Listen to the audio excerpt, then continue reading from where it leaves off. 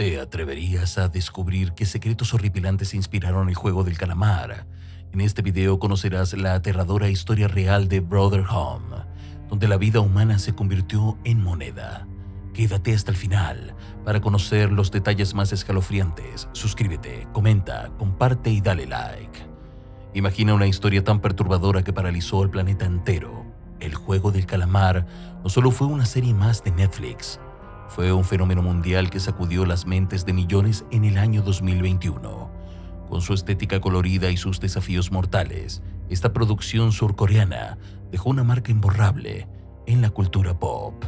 Bajo su apariencia de ficción extrema, la trama destapa las facetas más oscuras de la naturaleza humana, hasta dónde puede llegar alguien cuando su vida pende de un hilo y el dinero promete una salvación imposible.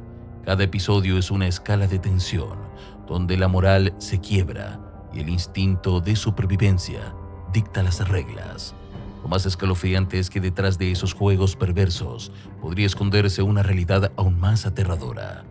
Diversas investigaciones apuntan a que su origen no es del todo imaginario, sino que se inspira en un caso espeluznante que estremeció a Corea del Sur en las décadas de los 70 y 80. Brothers Home, una institución que, bajo el disfraz de ayudar a los necesitados, se convirtió en un verdadero infierno para miles de personas. Lo que muchos creyeron en una ficción podría ser, en realidad, un reflejo de una tragedia que marcó para siempre la historia de un país. En aquellos años, Corea del Sur vivía una transformación feroz que cambiaba cada rincón del país. Las calles de Seúl y Busan comenzaban a llenarse de rascacielos relucientes, nuevas fábricas y proyectos que prometían un futuro brillante. El presidente Park Chung-lee lideraba un plan de modernización que pretendía mostrar al mundo una nación eficiente, poderosa y lista para competir en la economía global. Sin embargo, detrás de esa imagen de éxito se ocultaba un costo humano devastador. Para mantener una apariencia impecable, el gobierno impulsó una política de limpieza social que apuntaba a eliminar de las calles a quienes no encajaban en el modelo de progreso: indigentes, huérfanos, mendigos, personas sin hogar y otros grupos vulnerables fueron arrancados de los espacios públicos sin previo aviso. Bajo un discurso de rehabilitación y reinserción social, miles de hombres, mujeres y niños fueron trasladados a instituciones estatales que prometían refugio y educación. En la práctica, estas redadas eran forzadas y no ofrecían ningún tipo de revisión ni derecho de apelación.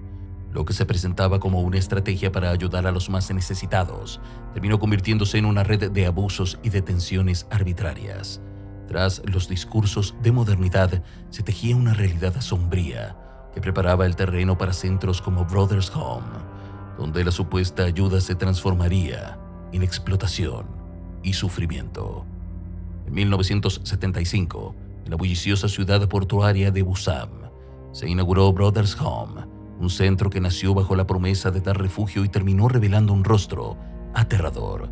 Su creador, Park In-kyun, un ferviente cristiano con fuertes conexiones con autoridades locales y figuras religiosas, presentó el proyecto como una obra de caridad dedicada a rescatar a quienes vivían en las calles.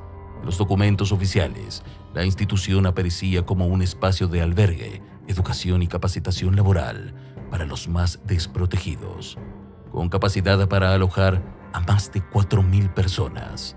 A simple vista, parecía un lugar destinado a ofrecer segundas oportunidades. Pero tras esa imagen bondadosa se escondía una maquinaria corrupta y despiadada. Las detenciones eran arbitrarias y sin procesos de verificación, por lo que muchos ingresaban sin siquiera conocer las razones de su captura. Una vez dentro no existían plazos claros ni vías de salida, quedando a los internos a merced de un encierro indefinido. El financiamiento provenía de subsidios otorgados por cada persona registrada, lo que convirtió a cada nuevo ingreso en una fuente de dinero. El supuesto objetivo de rehabilitación se desvaneció rápidamente, reemplazado por una ambición desmedida de lucro. Brothers Home dejó de ser un refugio para convertirse en un negocio siniestro, donde la vida de cada interno se medía únicamente por el beneficio económico que representaba para sus administradores. Detrás de los muros de Brothers Home se desarrollaba una realidad tan brutal que parecía sacada de una pesadilla. El centro operaba con un régimen interno calculado para doblegar cualquier voluntad. Los internos vivían bajo una jerarquía perversa, en la que los más antiguos ejercían el papel de capataces y castigadores de los recién llegados, imponiendo miedo desde el primer momento. El trabajo forzado era obligatorio y constante. Hombres, mujeres, incluso niños debían confeccionar ropa, fabricar muebles y producir diversos artículos en talleres improvisados dentro del complejo, sin recibir pago alguno por jornadas que parecían interminables. Quienes intentaban resistirse eran sometidos a un repertorio de castigos inhumanos. Las golpizas eran frecuentes y se combinaban con la privación de alimentos, el encierro en celdas húmedas y diminutas, y torturas que incluían choques eléctricos. El ambiente estaba cargado de desesperación. Las noches se llenaban de gritos apagados mientras los días transcurrían entre rostros exhaustos y miradas vacías. Ni los menores escapaban de los abusos, convirtiéndose también en víctimas de un sistema que no distinguía edad ni condición.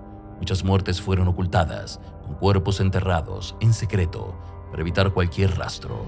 Afuera, la fachada de institución benéfica seguía intacta, mientras adentro se desataba una cadena de explotación que despojaba a cada persona de su dignidad más básica. El silencio macabro que rodeaba a Brothers Home se rompió en 1986, cuando un joven logró escapar de aquel infierno y denunció las atrocidades ante las autoridades. Su testimonio encendió una chispa que pronto se convirtió en una tormenta imparable. La fiscal Kim Jong-ran tomó el caso y tras una intensa investigación, en 1987, las fuerzas policiales allanaron el complejo. Lo que encontraron allí superó cualquier rumor. Instalaciones en ruinas, cuerpos enterrados sin registro y pruebas irrefutables de abuso sistemático. La clausura fue inmediata, pero la justicia resultó decepcionante. A pesar de las evidencias, el proceso judicial estuvo marcado por presiones de personas influyentes que buscaban minimizar el escándalo. En 1989, Park In-keun fue condenado únicamente por malversación de fondos y abuso de autoridad. Ni una sola acusación de asesinato o tortura prosperó. Su sentencia fue apenas 7 años de prisión, una burla para las víctimas que jamás recibieron reparación. El caso dejó cicatrices profundas en la sociedad surcoreana, pero también un silencio impuesto que duró décadas. No fue hasta el año 2016 cuando el gobierno anunció una nueva investigación para esclarecer completamente los crímenes y reconocer las víctimas. Las similitudes entre Brothers Home y la serie El Juego del Calamar son tan inquietantes que es imposible ignorarlas. En ambos escenarios, los protagonistas son personas marginadas, atrapadas en situaciones desesperadas. En la serie, los concursantes aceptan participar en juegos letales a cambio de un premio millonario. En la realidad, las víctimas eran reducidas bajo la promesa de rehabilitación. En ambos casos, la esperanza de un futuro mejor era solo una fachada para ocultar la explotación más cruel. En Brothers Home, el beneficio económico provenía del trabajo forzado y los subsidios del gobierno. En la serie, las apuestas de los imaginativos VIPs convertían la muerte en entretenimiento. La violencia, el abuso y la deshumanización son el vínculo más escalofriante. El Juego del Calamar no es solo una ficción impactante, sino un espejo que refleja un capítulo oscuro de la historia surcoreana. El eco de los gritos en Brothers Home resuena en cada episodio, recordando que a veces la realidad puede ser mucho más aterradora que cualquier guión. Brothers Home demuestra que la realidad no puede ser más escalofriante que la ficción.